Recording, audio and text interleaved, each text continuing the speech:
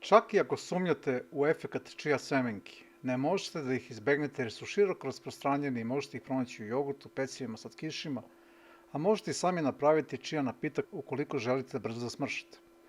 Prvo i najvažnije svojstvo čija semenke je to da stvari osjećaj sitosti, pa je najbolje da napitak za mršavljenje s ovim semenkama konzumirate ujutru.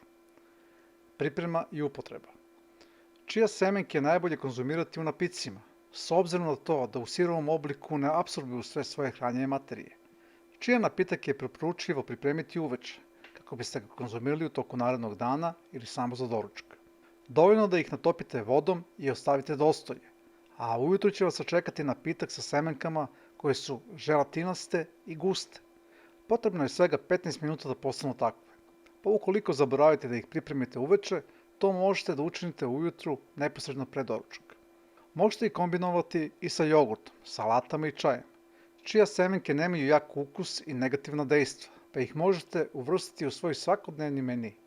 Bogate su omega-3 masnim kiselinama, antioksidansima i vlaknima, magnezijumom, cinkom i gvožđem.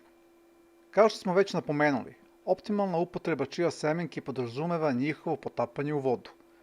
Nakon što se potope, postaju guste i želatinaste, a to se dešava zato što svaka semenka za sebe obrazuje sluzav omotač, zahvaljujući kome lakše prolaze kroz digestivni sistem.